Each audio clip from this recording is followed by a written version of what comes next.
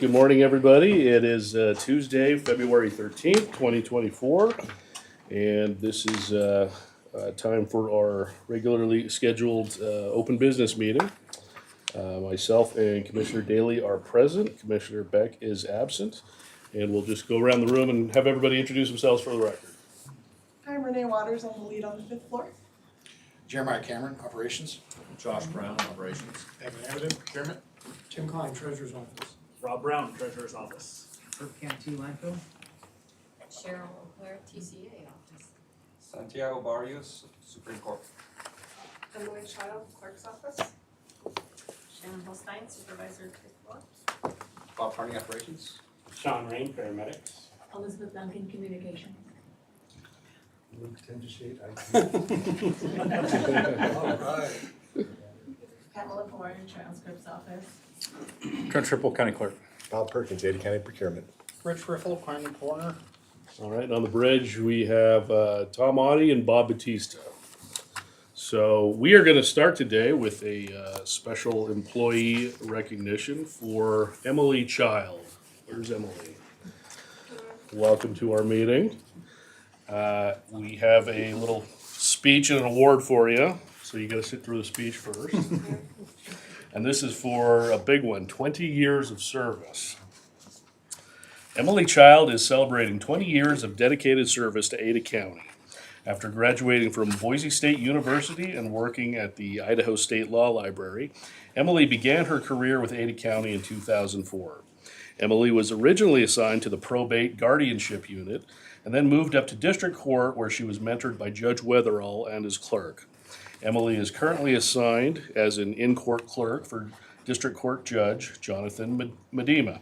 Prior to her assignment with Judge Medema, she also worked with District Court Judges Stephen Hippler and Cynthia Yee Wallace.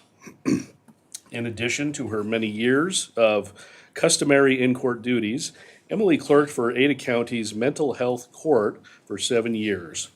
For her outstanding efforts and service in the arena, Emily received the Michael R. McLaughlin Founders Award.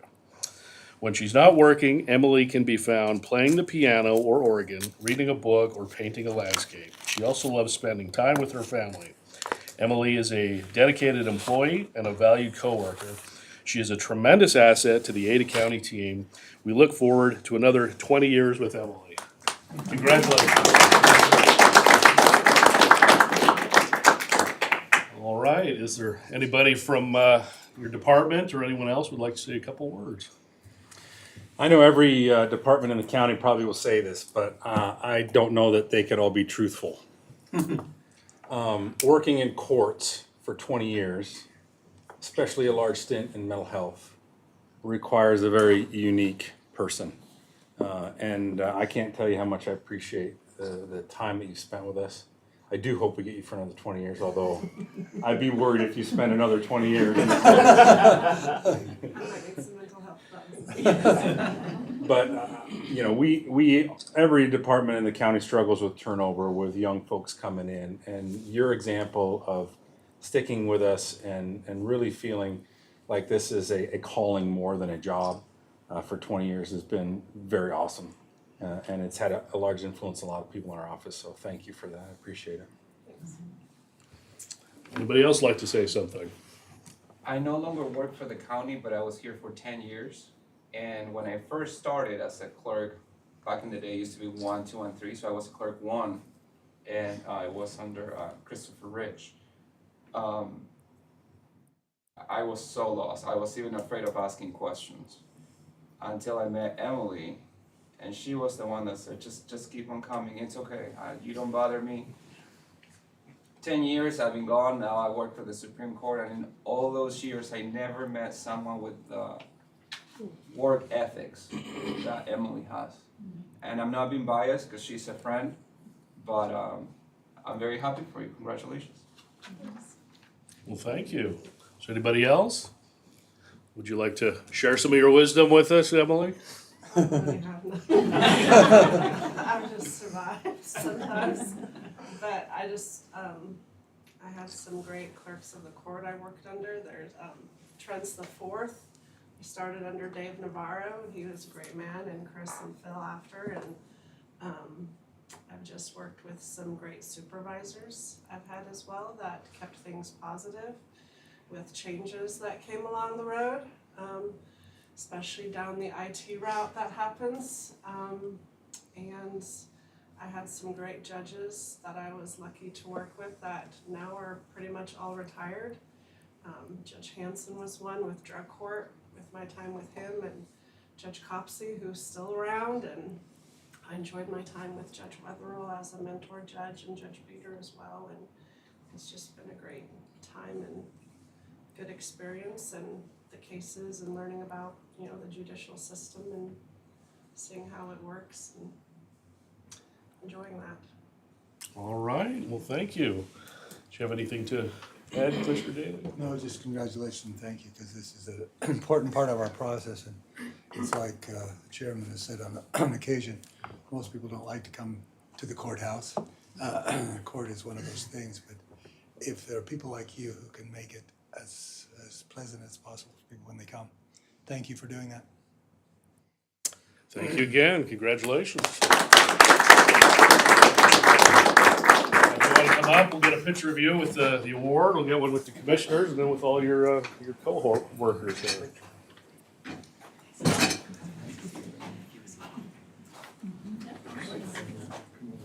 All right, right in the middle there.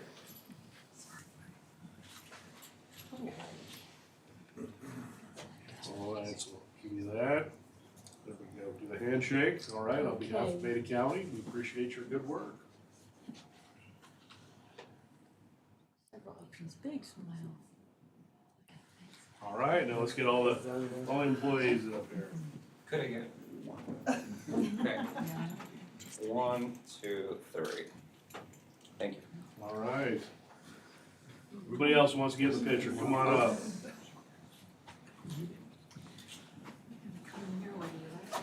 Squeeze on in. Thank you. And I'll leave this I can't forget. Okay, so we're gonna Room get for everybody? over here, can you step? And we'll stagger. Okay. And I'll have you right here. Back on down? Yeah. No Well- bunny ears. Okay, you go. All right, you got everybody in there? Everybody's in there. Ready? 1, 2, 3. Big smile, bigger.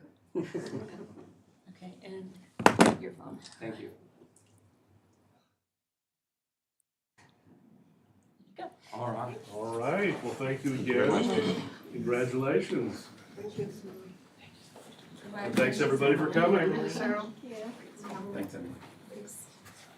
Very good to see you.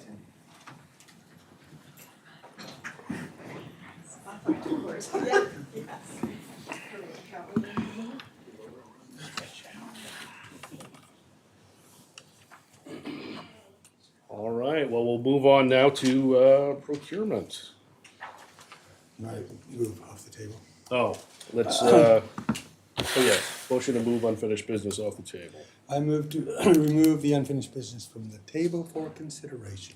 All right, all in favor, say aye. Aye. Aye? All right, now we will get to our procurement department. Good morning, Mr. Chair. Morning. Commissioner. Today, under unfinished business, we have 2 award recommendations for you. The first of which is bid 24013, Ada County Jail Pod C Heating Loop Repipe 2024. And the evaluation team has reviewed the bids received for bid 24013 and would like to submit this recommendation for award letter for your consideration. All right, please do. All right, it's a letter dated February 13th, 2024 to the Board of Ada County Commissioners from Ada County Procurement regarding bid 24013. Dear members of the board, after reviewing the bid submitted, it is the recommendation of the evaluation group to award the contract for bid 24013 to Page Mechanical Group Incorporated as the lowest responsive bidder for the total bid amount of $228,135. All right. Guess we would entertain a motion on that. Mr. Chairman, I move to accept the recommendation of the evaluation committee and award bid 24013, Ada County Jail Pod C Heating Loop Repipe 2024 to Page Mechanical Group That's correct. in the amount of $228,135. All right, all in favor, say aye. Aye. Aye, motion passes.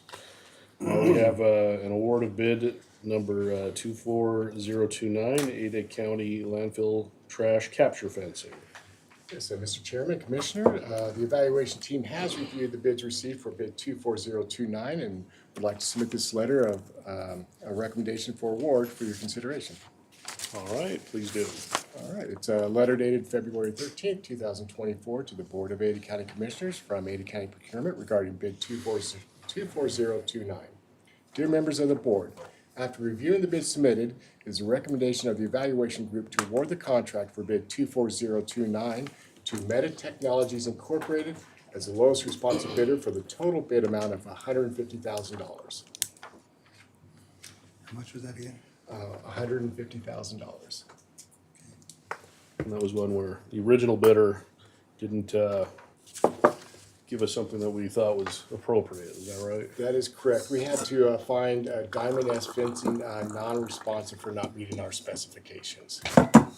And they were sent a non-responsive letter, and so we went to the second lowest bidder on this project. That's why you don't always go with the cheapest bid, right? That's correct. Not always up to the job. They got to meet the specifications. Any discussion on that? If not, I'll take a motion. I move to accept the recommendation of the evaluation committee and award bid 24029, Ada County landfill trash capture fencing to Meta Technologies in the amount of $150,000. All right, all in favor say aye. Aye. Aye, motion passes. All right, thank you. Thanks, Commissioners. We'll now move on to new business, public hearing on resolution number 2959, resolution for sole source procurement of camera equipment through integrated security resources for fiscal year 24. Does anyone have any questions on that issue? All right, hearing none, we'll open the public hearing on that. And if there's anyone wishing to testify, if not, we will close the public hearing. And then if there's no discussion, the chair would entertain a motion. I move to approve resolution 2959 as listed on the agenda. I'll second that. All in favor say aye. Aye. Aye, motion carries. All right, we're going back to procurement for the opening of request for proposal 24016, design build of Ada County Courthouse elevator modernization. Yes, Mr. Chairman, Commissioner, Evan has our bonfire e-procurement system all queued up for RFP 24016, and if you're ready for us to open, we'll proceed. All right, let's open that up.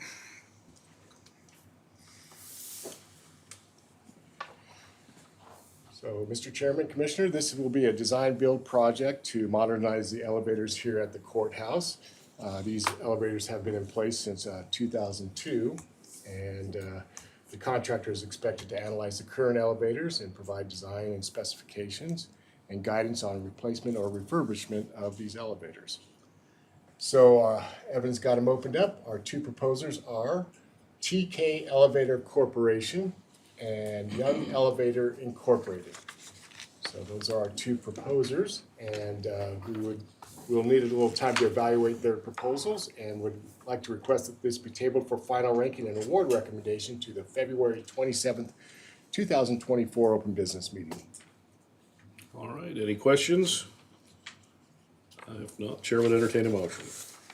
Mr. Chairman, I move to table the final rankings and award recommendations for RFP 24016, design build of Ada County Courthouse elevator modernization to February 27th, 2024. All right, you've heard the motion. All in favor say aye. Aye. Aye, motion carries. Thank you, Bob. Thanks, appreciate it.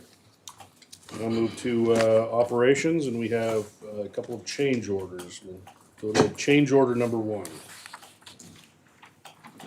Mr. Chairman, Commissioners, these are just deductive change order for unused owner contingency in the project, and it'll get returned back to our budget. All right, we'll take a motion on that. I move to approve change order number 1, Ada County 400 Benjamin York RTU replacement 2023 as listed on the agenda and authorize the chair to sign the documents on behalf of the board. All right, all in favor say aye. Aye. Aye, motion carries. We got another change order for the Ada County Jail Public Safety Building chillers replacement. This is the same as last, it's a decrease in the total project due to unused contingency. All right, it's also a change to order number 1, is that correct? That's correct. All right, if there's no questions, you can get a motion. I move to approve change order number 1, Ada County Jail and Public Safety Building chillers replacement as listed on the agenda and authorize the chair to sign the documents on behalf of the board. All right, all in favor say aye. Aye. Aye, motion carries. Thank you. Mr. Chairman, just to note, those last two things were savings based on the diligence of the staff to do their work, and those things will be folded back into our processes and utilized appropriately. So I think we need to congratulate our staff for a job well done, for guarding the taxpayers' money. Of course, thank you for staying on top of that. All right, we'll now move on to licenses. We have 5 catering permits today. I move to approve the 5 catering permits as listed on the agenda and authorize the chair to sign the documents on behalf of the board. All right, all in favor say aye. Aye. Aye, motion carries. We'll now hear a report from the clerk's office. Mr. Chairman, Commissioners, we have finally received our audit report from Eide Bailey. We were fortunate to receive a clean audit with no material findings. There are some recommendations. Those will be briefed to the board in the future. It was a challenge this year with several new GASB rules coming on board, Government Accounting Standards Board rules that we had to incorporate into our processes, bringing on a new financial system, pulling Avamore off our books. There were a lot of landmines that we could have stepped in, but our staff maneuvered very well around all of those and got through the audit very well. I'll note that it is 1 month later than normal. Eide Bailey was slammed with a lot of one-time audit requests from people, various organizations for ARPA money. That's a requirement of the ARPA grant to have those audits done on them. So it was 1 month later than we normally anticipated, but we're happy that it's clean and there was no material findings on it. So that's a good report from our office. And we're gearing up again for budget season. We're in the middle of the legislature, doing all kinds of wonderful things that might impact us as an office. So we're monitoring those things and reacting accordingly. So we've got our hands full, but everyone seems to be happy and pushing forward. So Seems like there's a lot of legislative bills recently. Are there any in your bailiwick that are unusual that you have noticed? one, I'll be testifying in front of the committee tomorrow morning at 8 on dealing with dates and timelines associated with elections. That'll be one that is near and dear to our hearts. That'll affect us pretty severely. So And are they positive or are they just in This- terms this- of this would be changing a- dates that will be beneficial? I mean, this would be a very positive thing for the clerks across the state. There's also talk, I don't know if it's officially been introduced yet, about getting rid of the August election as well as part of the property tax initiative that the legislature is doing. There's also rumor that they're trying to move the May primary to April to appease some of the folks that wanted the presidential primary in March. So kind of coming up with a compromise to move the entire primary, consolidating all back like it had been for several years into an April date. I don't know if that's getting any traction, but I've heard talks about that. So either way, we'll execute elections like we always have done, and hopefully the people will trust the results. great. It's good you're there because there's so many dates and I don't think people understand unless you're on the inside just how technical that can get with deadlines and stuff like that. The tricky one of the dates and timelines bill that's being introduced tomorrow and having a hearing is that currently we have withdrawal deadlines after our requirement to send out military overseas voters their ballots. And so it's not a comfortable situation to be in if someone were to withdraw after we've already sent a ballot out. So we have to fix those things. So Is that one of the things being fixed? or That what is one of that- the things being fixed. Hopefully, if They all agree. If the House agrees, I think the Senate will agree to it, but the House is a whole different ballgame. So we'll see what happens. All right, thank you. Yep. Any other questions? If not, we'll move on to the claims journal. I move to authorize payment of the claims on the Claims Journal dated February 9th, 2024. I'll second that. All in favor, say aye. Aye. Aye, motion carries. Now we'll come to the personnel actions. I move to approve personnel actions as listed on the agenda and that the summary sheet remain on file in the Commissioner's office. I'll second that. All in favor, say aye. Aye. Aye, motion carries. We'll move to assessor's office. We have no report from the assessor's office this meeting. So we will move to the treasurer's office to discuss the monthly treasurer's report. Good morning, Commissioners. Good morning. I have a extra copy here. So, looking at our investment report for this month, we continue to yield about just under $1 million a month on our interest. And that's the Excel report that we show about 5 pages back. So just under $1 million a month has been pretty consistent. Today, the CPI numbers came out, and they came out a little bit higher than expected. So the market sold off, bond yields increased, and the likelihood of the Fed making a change at their March rate meeting, the likelihood now is that they'll probably hold. So the markets weren't too pleased by that because I think they were pricing in maybe the first cut. So that's actually good for us, not necessarily great for people who have loans. A lot of commercial real estate who've been struggling have loans come and due. I have to refinance at those higher rates, and so it's tougher on some people, better for others. We did have one new purchase this month. Is just a little over $1 million. That was a mortgage-backed security. And other than that, we just kind of steady as she goes. We're rolling in the money that comes off these bond investments, the interest as that builds up, and with the mortgage-backed securities, we get pay downs on mortgage loans and reinvest those. This current month, we have, you'll see that in next month's report. I think it was another $4 million that we had a maturity in, and you'll see that next month. That was an agency bond that we just purchased.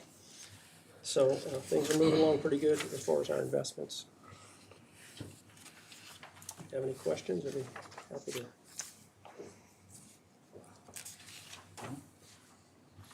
So your crystal ball says that about $1 million a month? It's just under $1 million, pretty consistent there. It'll fluctuate slightly, and as you can see, that first month in October, a little bit higher, a little over $1 million, and the others just under $9 million. So it'll tend probably in that range. And of course, as we move on throughout this fiscal year, depending on what the Fed does, that's we'll see possible changes there if there are some rate cuts. And so that would tend to bring our interest down a little bit because we have quite a bit in the money market and in LGIP, which tend to move pretty quickly with the rate moves. But I think our estimate for the year between 9 and 11 million still looks pretty good. We submitted that last April. Right. Looks like the latest report this morning was that interest rate probably are not going to come down until maybe June, Right. depending on what else happens. All right, well, thank you for your report. Thank you very much. So we'll now move on to a report from the coroner's office. Rich Riffle here. Thank you, Chairman. Commissioner Daly. Just noticed on my report here, I believe there's an error on the suicide totals from 18 to 25. I'll rectify that next month. Not a great deal of activity. Our numbers are slightly higher than where pretty much anybody of us want it to be, but that's, I guess that's just the way it is. I've added down at the bottom of your report, you'll see the organ donation information. I get information from them on calendar year as opposed to fiscal, so the notes in there. I do want to note down at tissue donation referrals that we're 140% above the previous year. That's due to the information sharing that we triggered mid-November, I think. With that, they automatically get information as opposed to have to hunt it down from us. And so they are very, very, very pleased to see that number skyrocket. So we anticipated that and very much welcome to, help save lives and make other people's lives better, sadly, through a donation process, but. When we were at Idaho Association of Counties conference, there was one booth, it might have been Cascade Life, and Probably. they had a sign that said, here's every county who's, I think it was like never turned down an organ donation request or something like that. And I remember it looked like it had every county except ours, so I wanted to remember to ask you about that. We don't have the only time that we will deny a donation is on homicides. And that's working with the prosecuting attorney's office. They don't like us doing that. So we worked out a deal where on homicides, we told procurement or the procurement folks, don't even ask, just don't ask. But hopefully we can massage that later on down the line. But otherwise, we try to work really hard with those folks to make sure that donations and everything happens quickly and appropriately. We're all pretty proud of, although it's tragic that somebody had to die, on the other end, we're saving lives, helping to save lives on the other end. So with that said, okay, moving on. The ossuary, we just submitted for payment on that. I think I approved it this morning, actually. So that's moving forward, so we're really, really pleased about that. We did receive our renewal for our accreditation for National Association of Medical Examiners. And so shout out to Chief Deputy Coroner for all his hard work on that project. Our office website, we got a little bit of update. And thanks to our emergency preparedness coordinator, Jesse McDonald, we've added the ability to translate our site into 7 of the most common languages in Ada County. I didn't even know that was an issue, but she was on top of it and took care of it. And our fulfilled records request, we marked a record of 162 requests fulfilled in the month of January. The previous record was 139. Basically what that means is somebody's working their ass off. I want a copy of this report, so they're doing their thing and processing and going through. So, shout out to all the staff that do that. Any questions? No hard ones? I got a hard one for you. I told him I was gonna give him a hard one. Looks like we had issues with one county not doing good enough reporting work from their coroner's office. Yeah, It does that business lasted with all about ours. a day. That was my question. Yeah. So We, if the follow-up was positive from that We county. provided training to the law enforcement and that particular coroner. And we said, okay, well, you will start accepting them back. And as of this morning, he turned in the same piece of an inadequate report, so now I gotta deal with that again. So the problem that I have is, while this person may or may not be doing his work, to not accept their cases, well, now their entire county gets screwed. The citizens of that county get screwed, as well as surrounding counties, because they're like us. Canyon County will have an incident, but they fly them here for treatment. Person passes away, that's our case. They have the same problem. It's like, oh crud. Now what do we do? So it's a interesting dilemma. So between the elected coroner and all the staff, they can't figure out how to fill reports out correctly. Well, okay, that's the other part, is you gotta understand where Well, we're the only one with full-time staff that I'm aware of.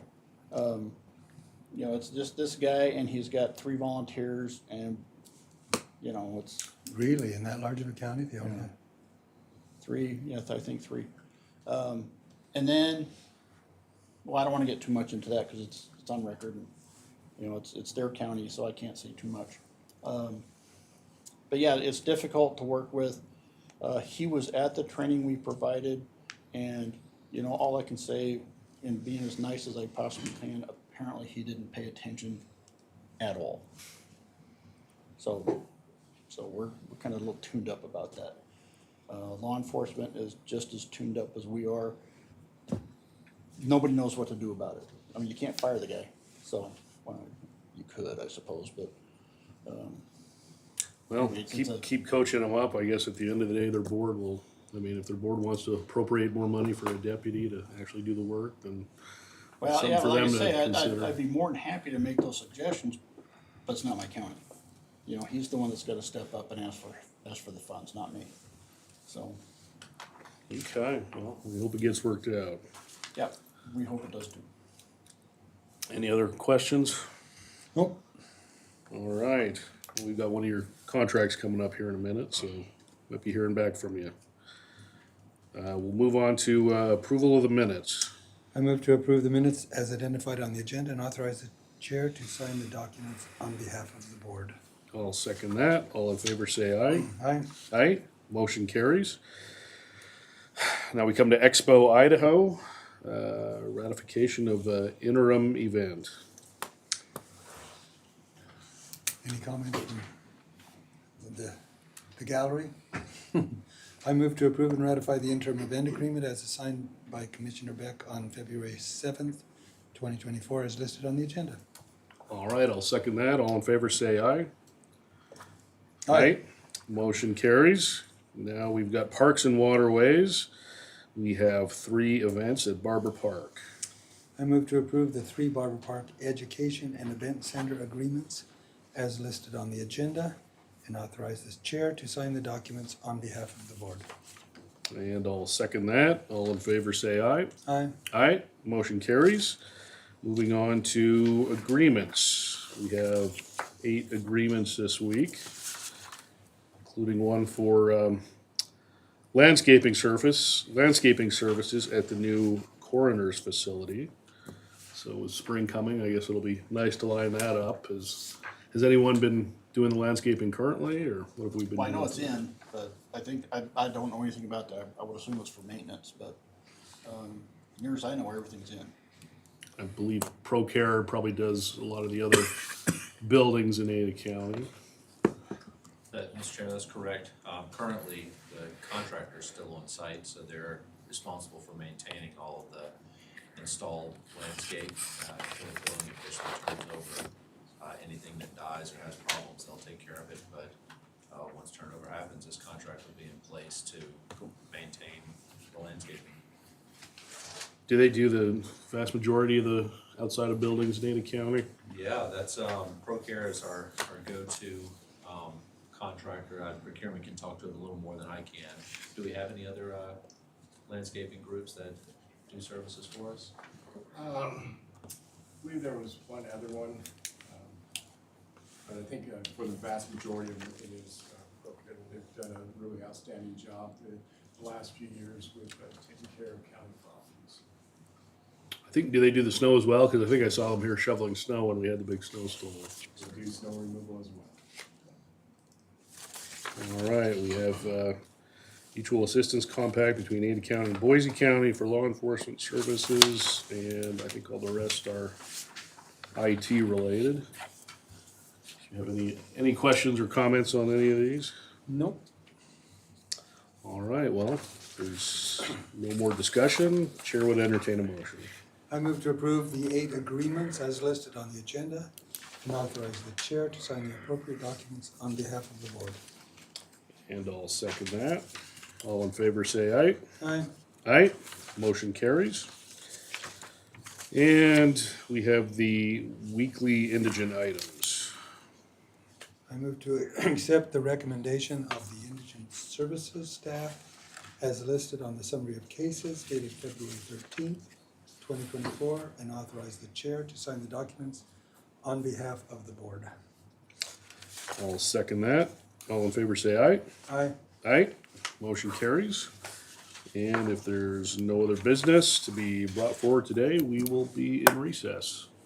Thank you, everybody. We're off the record.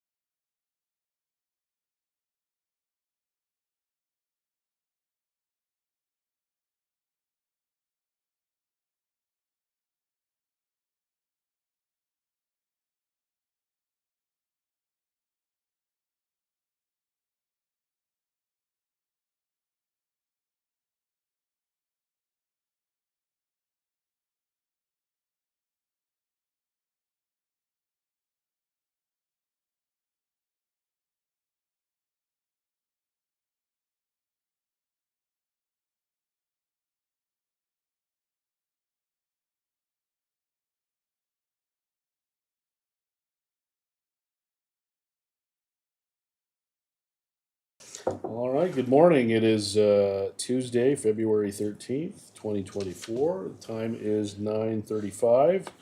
We're here for the Board of Ada County Emergency Medical Services District Open Business Meeting.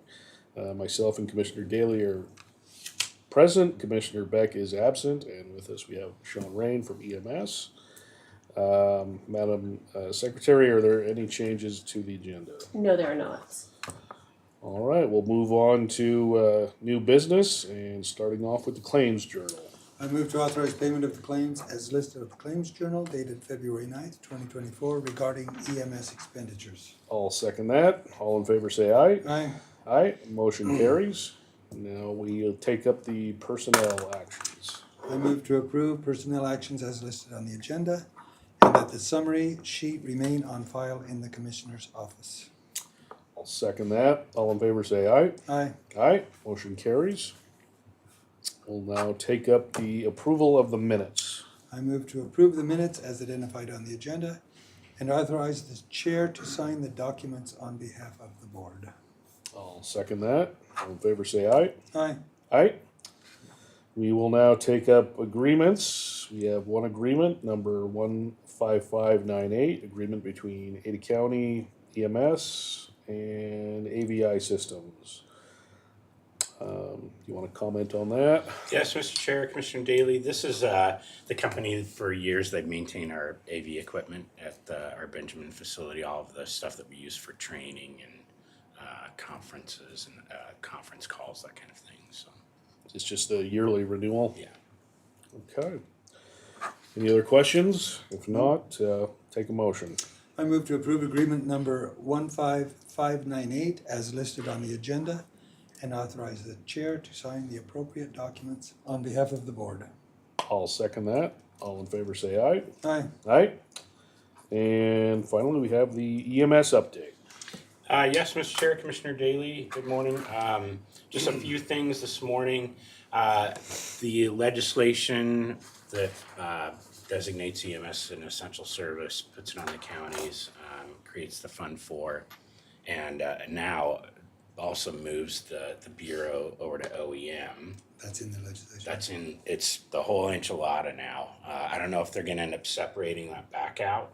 It's a 44-page bill, at least the last version that I saw, so it's pretty lengthy, but EMS, the Bureau, is codified in several different places in DHW, so really was just taking that language and moving it over to OEM. Not sure when that's actually gonna go to committee. There was some thought it might go sometime this week, but haven't had any other word on that, so we'll be watching that one closely. The only other thing that really, John Blake is attending a hot wash for the structure collapse that occurred a couple weeks ago. So that's with the other responder agencies that were out there, just start learning what we could do better, that kind of thing. So with that, I think that's really about all I had for today. You're going to DC for talk to Congress or something? Yes, we every year go out to EMS on the Hill. It's sponsored by the National Association of EMTs, and last year, we met with Senator Risch in person, Russ Fulcher in person, Mike Simpson. The only person that we didn't see in person was Crapo, but we met with his staff, and so it's a great opportunity. Last year we were proposing 3 things. They're what they call kickers for the Medicaid or Medicare payments that we get. It's 2% for urban, 3% for rural, and believe it or not, 22.5% for super rural. And most of Ada County falls in that urban category, so it'd be nice if it was the 22.5%, but unfortunately it's not. So we advocated for that. Then another one called the Siren Act, and that actually provides some federal funding to some of the smaller EMS agencies for grants. And then the third one that we are advocating for was what was called EMS Counts, and it's through the Department of Labor. During the pandemic, when they started looking at the effective response force of EMS in the country, they weren't accounting for firefighters that were also EMTs or paramedics. They just categorized them as firefighters. So it was encouraging the Department of Labor to account for both sides of that, so you could really look at your effective response force in a pandemic or that kind of thing. It's going to be similar this year. We go back and ask for them to keep those Medicare kickers every year. They did pass the Siren Act, so that was a good thing. And the EMS counts, we're still waiting on that, but so looking forward to it. It's a great event, and just my personal experience, our national delegation, they seem to love it when they get Idahoans that come out to the Capitol and meet with them, and we get into our Class A uniforms and go and meet with them. So looking forward to it. We recently met with representatives from Senator Risch's office here. They came for kind of an introductory visit. So it was Sydney Sterling and Mr. Arcouche. So Okay. You I can met maybe both of them. drop their names. I don't know if they're in DC. They might be local. Their offices are probably here. Yeah, they're local office. Yeah, but you can We- drop their names. So I know Okay. these offices like to know who's talked to who. Sure, sure. We've had, and I can't remember which of our national delegation, but Mark Babson with the ride-along experience. I know we've had 2 or 3 of the 4 that have had staff, local staff, participate in that, and even some of the DC staff when they're back in town have come and participated. So it's always good to at least keep them in the know, because the big thing is, if they were to add EMS ground transport to the No Surprises Act, that's going to destroy EMS across the country. We're just not funded properly to begin with, and when you start taking things away, it's going to ruin the industry. So it's always good for them to hear directly from us the impact that would have.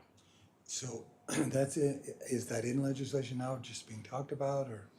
It's already passed, and the first part of EMS that they included in that was air medical, and it's being talked about moving ground ambulance to that. And there are agencies in the country. I was speaking with a former director from Ada County. The average bill for his large private agency, which covers most of California, believe it or not, is over $3,000. And our average is right around 900. So those kinds of things, you see in the news where someone was transported where they could see the hospital, delivered a baby, and got 2 bills of around $3,000 to be transported a distance that they could see to the hospital. And, obviously people get upset with that, but it's just the way that EMS has been funded since the 70s was that fee for transport piece. But as they keep chipping away at it, it just doesn't allow us to address things like growth. Certainly the growth that we've seen here in Ada County. Luckily, and I think I mentioned this a few weeks ago, last year we only ran just a handful of calls more than we did the prior year. But typically when we see that, this year could be the year that we'll see, a 6 or 7% increase in call volume to catch up from that. So we watch that closely, but it's very difficult to grow or to have the capacity when you see the growth to be able to care for people. My folks out there right now are running their tails off just with the number of ambulances that we put on the road. And it's just a function of our budget. We have to, obviously being a separate district, we get what we get and have to make it work. So, we've already had a couple of budget meetings, and we met with Commissioner Daly last week, and this year is going to be it's going to be tight, very tight. There won't be anything special in this budget, I can tell you. It's going to be pretty darn flat. What's the definition of super rural? Is that distance from the city limits, or? Good. It's density per square mile, and so I think somewhere like Mayfield might be super rural, but there really isn't much in Ada County. It's where you have farmhouses and really nothing else for miles around is what they consider super rural.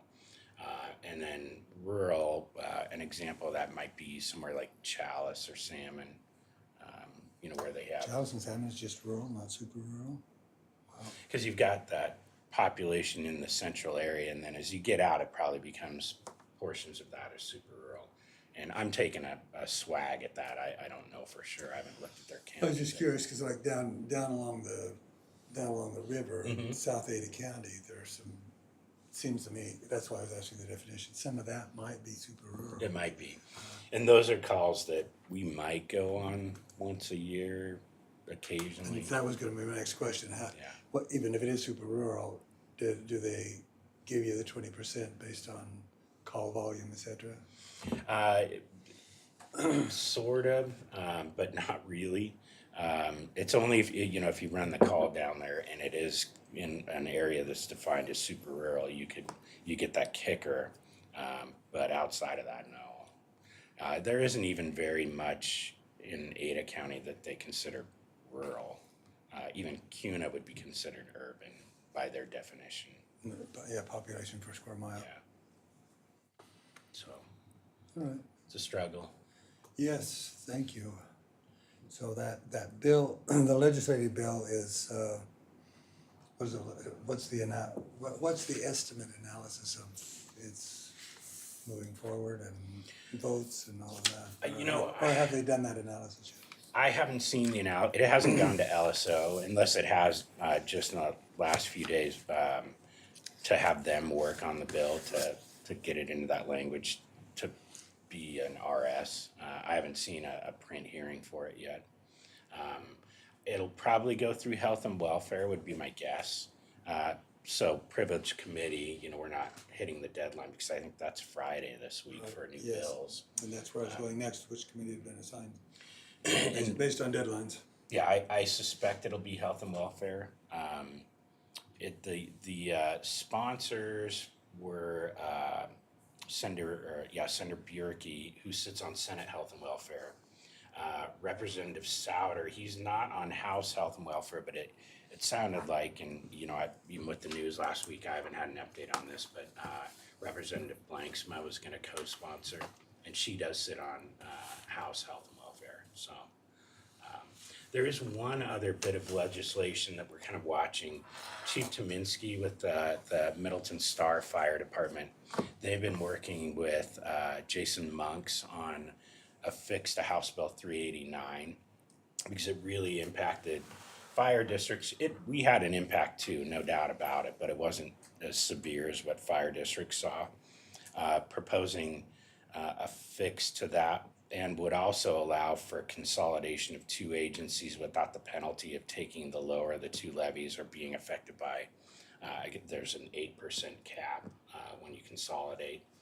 And it just makes that unreal. You couldn't consolidate Middleton and Star today and make it work. That one I don't think has a print hearing yet either. But it sounded like some of the House leadership had some interest in that. And I had heard that some of the House leadership, beyond even Megan Blanksma, had some favorable thoughts about the EMS legislation. I think for whatever reason, moving the Bureau out of DHW probably gives that bill more traction than it's ever had before.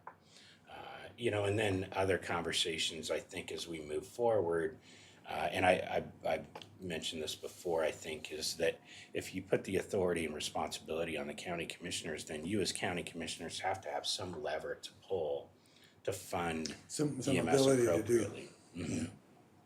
Beyond just the stipend that the state's going to give, because that doesn't solve the problem in Ada County. Now, in Clark County, some of the smaller counties, it probably does solve their problem for the short term, and a problem that couldn't be solved in any other way probably in some of those areas where they're covering swaths of I-15, and not really running calls on their own residents. But here, it's a different ball of wax.